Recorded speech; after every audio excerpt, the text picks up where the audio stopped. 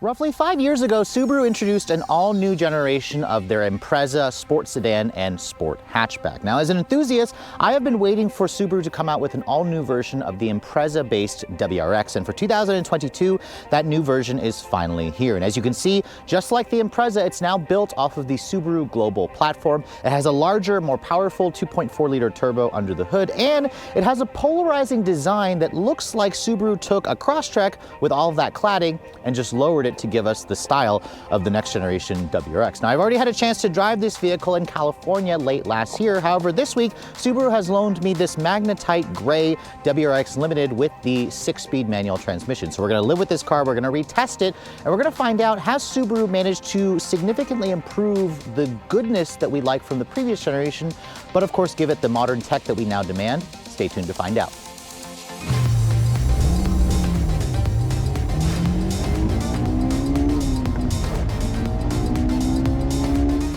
So let's go ahead and start with what's underneath the hood of the next generation WRX. You still, of course, have a turbocharged engine, but Subaru has given it a larger displacement engine this year in order to give us a little bit more power. And you can see this 2.4-liter turbocharged direct injection F24 motor is part of their newest generation of engine family. This engine you should be familiar with because it's a variation of the motor that we find in something like the Subaru Ascent and the Subaru Outback. In this vehicle, however, it makes 271 horsepower and 258 pound-feet of torque. Now, if you're keeping track of the numbers, that is a paltry 3 horsepower improvement over the old 2-liter engine, and it has the same torque. So what gives? Subaru says this turbocharged engine has larger pistons. It has much less boost pressure versus the previous engine at about 12 psi of boost. That makes the engine significantly under stress, which kind of opens up the floor for Subaru to add, or for Subaru owners to add a lot of tuning to this engine. So I suspect it's going to be able to produce way more than that once the aftermarket gets a hold of this vehicle. It comes with only a 6-speed manual transmission as standard, or if you guys go for any of the other trims for about $2,200, you can add their Subaru Performance transmission, which is technically a CVT. It has been upgraded this year with like 30 to 50% faster shifts versus the previous generation shifts because it's a CVT. I haven't had a chance to drive the CVT, but with the manual, Subaru says that about 80 to 85% of owners actually buy the manual, and fuel economy actually went down with this larger engine. It's now rated at 19 in the city, 26 on the highway. Please be sure to put premium gas in. It has about a 16.5-gallon tank. If you guys go for the automatic, it drops the highway rating to 25. Subaru says they don't quote 0 to 60 performance, but we have our testing equipment. We got 5.7 in our last run, so we'll see if we can do better. And in terms of the curb weight, this new version actually only gained about 20 pounds in the redesign. This one here it weighs in at just under 3,400 pounds. But let's go ahead and shut the hood, which, by the way, the hood is functional. You can see it allows air to get to that top-mounted intercooler, which is great. And then looking at the styling of this vehicle, you can see it takes a lot of styling cues from the old Vizio concept that Subaru did a few years ago. I'm probably mispronouncing that. Subaru has a tendency to give us these beautiful concepts and then give us a production car that just looks really watered down. And that's kind of the case here, although it looks exactly like a WRX with the massive hood scoop. You've got the Subaru hexagonal grille. You've got standard full LED headlights. My tester, being a limited, includes things like the adaptive steering responsive headlights. You have an LED turn signal and an LED daytime running light. And then if you guys go for the premium trims and up, you'll also get LED fog lights. And then over here from this angle in this magnetite gray, you really can't see the cladding in this car. As we go around the vehicle, you can see a lot more cladding, but the cladding is kind of hidden by the color, which I actually think it's a tasteful amount in the front. As we move along the side profile of the vehicle, you can see moving to that global platform allowed Subaru to increase the overall length and the torsional rigidity. This car is now just under 184 inches long. It's about an inch longer versus the Impreza sedan, and about 3 inches longer versus the previous generation. Its wheelbase is 105.3 inches long, about the same wheelbase as the current generation Impreza. You can see around the sides, these are the 18-inch dark gray finished wheels that you get on the premium and up trims. They're wrapped in two 45/40 series tires. My tester has a Michelin Pilot Sport 4 all season because of the weather. And you can see some of the cladding here, which the cladding itself actually has a hexagonal texture in it. Subaru actually says this is for aerodynamics, better aerodynamics. There's also functional vents here that allow the air to kind of pass through the vehicle. The suspension has been completely redesigned, and you can also now get adaptive dampers on the car. It's the first WRX to get adaptive dampers, but only on the top of the line GT trim. Now you can see the Limited also includes side mirrors here that have a turn signal indicator. You have a standard sunroof on the Limited, optional on the other trims, and then a lot of black accents along the window trim. which is nice. No pano roof is available.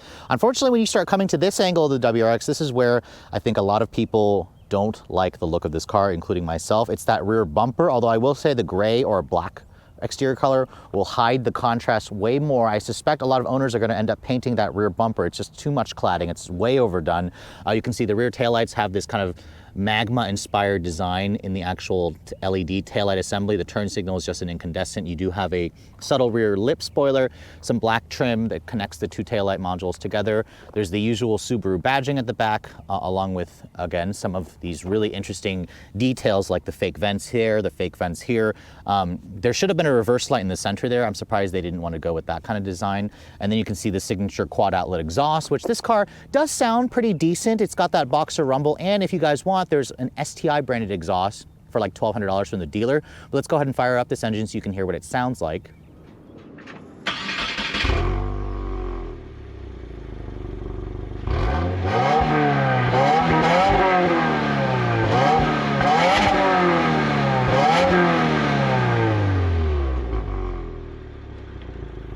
And for a stock car, it has a pretty nice sound. It sounds a little bit better than some of its competitors, although I know something like the Elantra N is even more mean sounding. Now, opening up the trunk, this only comes as a four-door sedan still, and you get just around 12.5 cubic feet of space. That's matching the size of the Impreza sedan.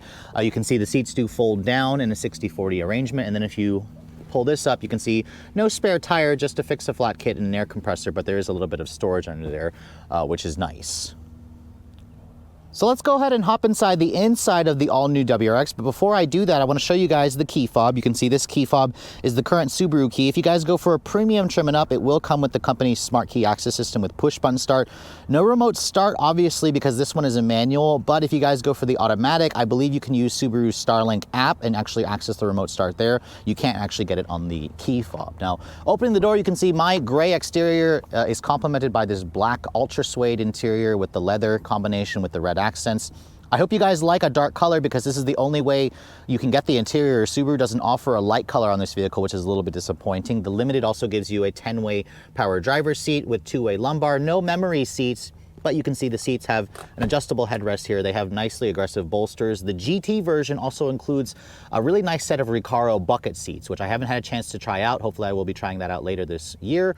But these seats for you know, not the Recaros, they hold you in place nicely and they're also very comfortable. The door panel, you can see, has some carbon fiber look trim, soft touch plastics. You have auto up down for all 4 windows, and the windows themselves have chrome accents on them. Nice padded area over here. And then the 11-speaker Harman Kardon stereo in this model sounds really good. It is standard on the limited grade versions. Now, getting inside the vehicle, you can see it has a nice low step-in height, which you expect from a sedan. As I get in and shut the door has a relatively solid sounding thunk. This is the global platform. All the other Subarus are built off of this architecture as well. Now, to start the vehicle up, you're probably looking for the start-stop button. It's where you'd expect it to be. However, it's blocked by the steering wheel, and there are times where I push the trip reset button several times to start the car when I wasn't looking or paying attention. Again, it's a manual. Make sure it's in neutral. It sounds very much like a Subaru with that boxer engine. It just has that traditional Subaru crank starter noise. And the gauges do a nice sweep. You can see the premium up trims come standard with this 11.6-inch touchscreen that we've seen in the Outback and the Legacy. It still doesn't have wireless CarPlay. However, Subaru just revealed the 2023 Outback, and that does have wireless CarPlay. So don't be surprised to see that come to the WRX, possibly for 2023. That's just my speculation for now. But in terms of the dash, you can see this area here is a hard touch plastic over the instrument panel hood. It's padded over here on the other side with some nice padded material here with some real red stitching on this part of the dash. The dashboard design itself, you can see, has an interesting look to the air vents. This screen here, you can see the CarPlay. Subaru updated it last year where they do have the ability to take up more of the screen here. Before, it only took up half and there was wasted space. This looks really good. The screen itself could be brighter. The resolution isn't wonderful. You can see there's also reflections from the windshield onto the screen. Don't love that, but it does resist fingerprints pretty nicely. The Limited also includes factory navigation, which is a TomTom based navigation. I wouldn't even use that in general and just stick with the premium because you're going to use your phone anyways. You can see here, most of the apps and such, they're pretty easy to use. This car does include some over-the-air updates, and it also has a built-in Wi-Fi hotspot, which is nice. You can also go to the car display here. You can adjust your driver assistance stuff. This car really only has blind spot monitoring and rear cross traffic alert. It doesn't even have automatic emergency braking because it's a manual transmission model. You have to go for the automatic to get those features. Now, down here you can see there's your climate control functions. If you want to turn on your heated seat, you have to go into the screen, which I don't like how there's an extra step here. For example, this car doesn't have cooled seats. It's not available with cooled seats or a heated steering wheel. But if I touch the heated seat, you have to push that and then you have to wait for this to open up to give me this to where I can access this. I don't understand why when I touch the heated seat, it doesn't just turn it on. Why is it doing an extra step there? It's just not necessary. You can see there's the automatic climate control, which works really nicely as well. It turns, it's dual zone climate control. If you guys go for a base, it actually just has a single zone climate control. Down here you can see there's a nice area where you can put your phone. No wireless phone charging pad. There's 2 USB-A charging ports there. And then down here you can see more of that stitching, red contrasting stitching, a little bit more storage here. You have a traditional handbrake, which is definitely nice for those of you who plan to do some J U-turns in this car, or in the snow you want to do some drifting. The transmission, you can see the throws are nice and short. It has a nice snickety-snick feel, much better than the last BRZ or GR86 that I drove. Reverse is accessed by pulling up on that, going all the way to the right. You can see once you do that, you put it into reverse. There's no 360 camera, but you do have a backup camera, no parking sensors. The camera itself does have trajectory, active trajectory, which is nice. Also, that's an improvement in resolution and quality. The steering wheel, you can see it does have a manual tilt and telescoping adjustment with a good amount of adjustability and range. The horn sounds pretty appropriate given the size of this vehicle. And then you can see the gauges look a little bit on the basic side. Now, I really wish Subaru would do an all digital display, but if you guys prefer an analog display, you can kind of push these buttons here. You can cycle between what it's showing in that center screen, which is like 3.5 inches probably. It's very small, but again, it works. It just looks a little bit dated, especially when you have this large, nearly 12-inch display over there, which is bigger than most of the competition. Over here in the center console, I do wish this slid forward because it's a little bit too far back for my liking. If you open this up, you can see it's decent in terms of size. The seats are also comfortable and supportive. Love the ultra suede with the leather combination. This is included with the Limit. I also like how this is embossed in the actual headrest of the vehicle. Open the glove box, you can see it's a pretty good size. It's a bin style. It's damped but not lined with felt. Above me, no LED lighting, although I think you can change that out to in the dealership with a dealer accessory. Just a standard sunroof with a manual sunshade, which is nice. But overall, the cabin has good forward visibility. You see right over the hood scoop that reminds you you've got something special. The tech in it is fine, but I do think the wireless CarPlay is something that Subaru needs to add, which they may eventually add in the future. And also, my tester is missing a heated wheel. That would be nice during those colder months. Looking at the back seat, you can see the back seat of the current generation WRX is pretty much identical to the current Impreza sedan. You have roughly 36.5 inches of legroom back there, which is comparable to the last Honda Civic that I drove. The seats, you can see, have the same ultra suede with the black interior with the red contrasting stitching. This is a hard touch material, so it's downgraded from the front, but you still have more of that carbon fiber look trim. You have that nicely padded armrest area. And then once I get back here, you can see at 5'7", I have plenty of space back here. There's a ton of foot space underneath the front seats. You have 2 USB charging ports, no heated rear seats. However, you can see there's a blank button here where it could go. Some competitors like the GTI do offer heated rear seats. There are 2 storage pockets. The seats themselves have decent thigh support, nice materials, and then there's also an armrest here that folds down and gives you 2 cup holders. Headroom space is also pretty good because it's not a full panel roof. There's no, again, LED lighting back here, just a standard incandescent lighting. But overall, if you guys need to actually put a car seat back here or carry some average size adults, the WRX will certainly do that for you. So now we're back behind the wheel of the completely redesigned 2022 Subaru WRX. Now keep in mind, when I first drove this car at the end of last year, it was before Subaru made the shocking announcement that an STI version of this car wouldn't be coming. That doesn't mean the STI is dead. It just means that an STI built off of this platform won't be coming because they're working on an electrified version for a generation after this. But regardless, we've got a WRX now. We've got it with the 6-speed manual, which Subaru says 85% of customers buy anyways. Haven't had a chance to drive the Subaru Performance Transmission, which is a CVT. They call it an SPT. But now that I have the car for a week, I want to test out what this car can do 0 to 60 wise. I believe Rob and I did 5.7 seconds in our first run. And keep in mind, launching this car is really hard on the clutch. So I don't recommend doing this if you guys actually own the vehicle. But let's go ahead and see what we can do. Ooh. It does require you to go to third now because of the new gearing and the transmission. And you can see that was a pretty brutal 4,500 RPM clutch dump, which if this was my car, I definitely wouldn't want to do that. But I just got 5.56 seconds, which is a little bit faster than what Rob and I got. And it's probably because I'm just in the car by myself, although Rob, as much as I like to rag on him, he doesn't weigh that much. 5.5 is pretty good, but again, that's with an asterisk. A 4,000 RPM clutch dump is not what I'd want to do if this was my car, but that's the thing about WRXs, you can beat on them all day long, and they kind of just take the abuse. Not entirely sure if it'll last, you know, an incredibly long time if you keep doing it, but it's still not like bad. This is really good performance, and it's because of that all-wheel drive system that allows you to do that. So keep that in mind. You can't do that in the front drive competitors.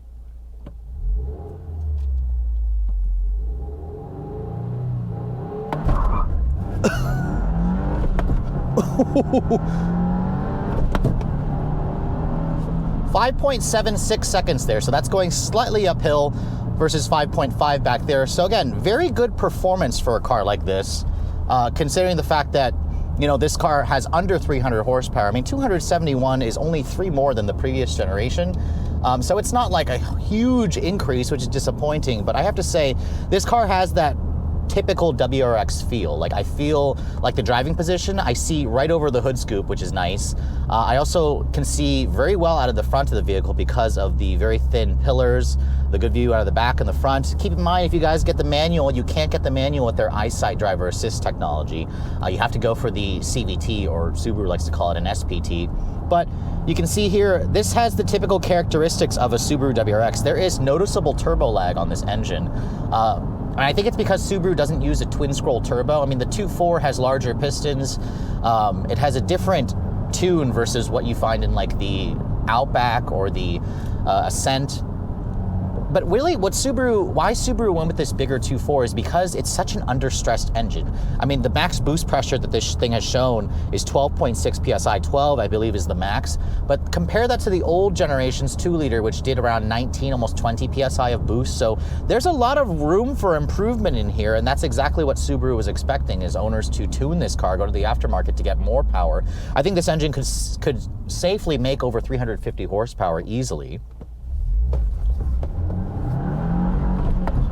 What I don't like is the engine doesn't rev very high anymore. 6,000 RPM is the limiter. But yes, it still has that jerkiness. My tester has all-season tires on it. It's got Michelin Pilot Sport 4 all seasons, and it's because it's been kind of cold-ish in this area, which is a great tire. This car comes with Dunlop Summers, but I noticed that these tires have really quieted the ride down and also softened the ride with these all seasons. So yes, the new WRX is a much more livable car, and that's the whole, you know, point of going to this new generation versus the old one, is you got much better tech. It rides better. It's quieter on the inside. In fact, it's maybe too quiet. The engine has that distinctive growl, that rumble, but I also think that it could be louder. That's something, again, the aftermarket will surely fix. Put my foot down here. That 50-50 torque split with the symmetrical all-wheel drive just gives you tenacious grip. It's still a fun car, and it still feels fast. Right about between 3,000 to 5,500 RPM, this car feels strong. It feels like it'll smoke a GTI and a Civic Si, obviously. The Hyundai Elantra N, I need to spend more time with because that's an excellent competitor that has 5 more horsepower than this vehicle. Even though that car's only front-wheel drive, I should be having one to test in the next month or so. In terms of the transmission, this transmission has been updated. It's much better versus the last 86, GR86 and BRZ that I drove. The one thing I wish Subaru had added was active rev matching. It would have been nice, but the gearing and the transmission does make it so you have to shift into third to get to 60, which lowers the 0 to 60 performance, which I believe the previous generation was slightly faster because it didn't require you to go to third gear. But you know what? The steering in this car is sharp, it's quick, it's direct, the suspension stays nice and flat. I haven't had a chance to test out a WRX GT, which has the adaptive dampers. You're stuck with the CVT. Subaru says they'll have a separate drive for that when it becomes available. But you know, this ride quality on this base suspension already is really good. It's livable. It's not super harsh unless you're on really crappy pavement, but on smooth pavement like this, it rides like a regular Impreza. It rides as good as the last Civic Si that I drove, which I haven't had a chance to retest as well. But again, the all-wheel drive grip in this car, the slick shifting manual. It makes for a really great driving vehicle. I will say, however, with these all-season tires, I did go around a couple of corners a little faster than I would have liked. I noticed this car had noticeable understeer, and then after it understeered, the back end came out, and that was with the stability control on. Now, I've had some performance driving schools to be able to catch the car, but that did surprise me. I wasn't expecting the understeer and then the oversteer following over that. But again, it's kind of a fun car, and it's an old school feel. If you guys are coming from a previous generation WRX, which I imagine a lot of you are, this car is going to feel right at home because of that old school feel. Like right there, I can feel the understeer a little bit there as I put my foot down a little bit harder, but man, this is a really fun car. It just sticks to the road. It feels like a rally car, and plus with all that cladding, you could probably smoke a lot of the competitors on a gravel road now. So it's really good. I must admit, I like the way this car drives a lot more than it looks, and I thought it drove great when I first drove the car, so this is an excellent addition. Now, in terms of fuel economy, I did average around 18 miles to the gallon in my week's worth of testing. On the highway, it got 25, so not wonderful MPG, but definitely about what I expected, considering this is a big 2.4 turbo engine. It's not meant for fuel economy, but overall, this is a really awesome driving vehicle. Not quite as sharp as the last Civic Si or Elantra N that I drove, but still right up there. The ride quality is better, the tech in this car is better, although I wish it had wireless CarPlay, and the seats are comfortable and supportive. The interior is a lot quieter. So yes, if you're gonna keep this as a daily driver, the manual is wonderful, but I am super excited to drive the automatic and see what Subaru has done with it. But overall, you can feel it's a little bit bumpier here. This is a phenomenal driving car. And once you kind of get past the cladding and the looks of this thing, you'll be really impressed with the overall package. So after spending a week with the completely redesigned 2022 Subaru WRX, just like when I first drove this vehicle out in California, I'm actually really impressed with the overall feel of this car. It's way more livable and refined versus the previous generation. Subaru really addressed the ride quality. The shifter feels good. The engine has good power as a baseline, especially once the aftermarket gets a hold of it. And the interior is far more improved. It's got way better tech with that larger 11.6-inch screen, although I wish it had wireless Apple CarPlay and Android Auto. The seats also hold you in place nicely. The back seat has plenty of room, and the trunk is usable, although I still wish that Subaru would just go ahead and offer another hatchback. I really think it would do well if the company decided to do that. Once you kind of get past the questionable styling of this car, which you can kind of adjust based on the color of the vehicle, I imagine owners are also going to go to the aftermarket to paint that rear bumper to make it look finished. The cladding along the sides of the vehicle, I'm kind of okay with. Remember, WRXs have never really been pretty cars. I mean, every time they come out with a new generation, people complain and they gasp because it's such an ugly car, and then when a new one comes out, they just say, oh, I really like the look of the previous generation. That's kind of the case with the old WRX. This new one, I imagine, once people get used to it, they're going to find the styling quite to their liking, especially once the aftermarket gets a hold and start making a few customizable tweaks to it. Now, if you guys are looking to purchase this vehicle, they are heading to dealer showrooms now. They're actually, they went to dealer showrooms last month. Good luck trying to find one, however, but they start at $29,105. I didn't have pricing back then when I first drove this car, but now we know this car starts at just over $29,000. Most of you are probably going to spend an extra $2,500 and go for the premium trim. The premium upgrades you to 18-inch wheels. It gets you the 11.6-inch screen, the push button start.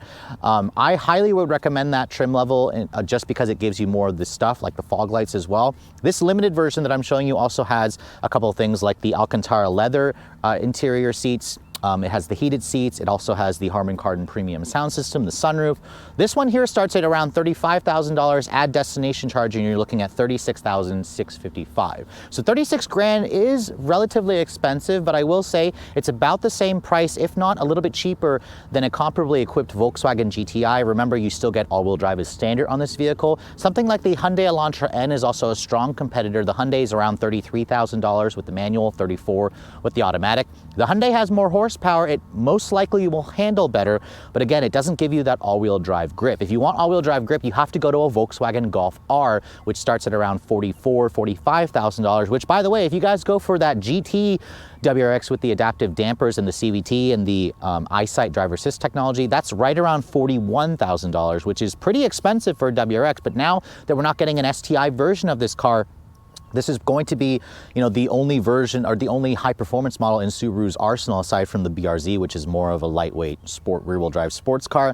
I think Subaru has definitely made a more livable and enticing and better driving WRX. The styling is questionable, But I think that once the aftermarket gets a hold of it, they're really going to take this vehicle to the next level, and it gets me super pumped for the next generation of STI, which will be coming obviously in the next probably 4 to 5 years, and it will probably come with an electrified option, and who knows what Subaru is going to do. The industry is going toward electrification, so if you want an old school rally style vehicle that's turbocharged, this is going to be one of the last ones out there. But with all that said, hope you guys have enjoyed my full overview on the brand new 2022 Subaru WRX. If you're also looking to see the latest cars I'm testing, be sure to follow me on Instagram at redline_reviews, like us on Facebook, and as always guys, please keep subscribing to the Redline Reviews YouTube channel for all the latest reviews. Thank you so much for watching. I'll catch you all in the next video.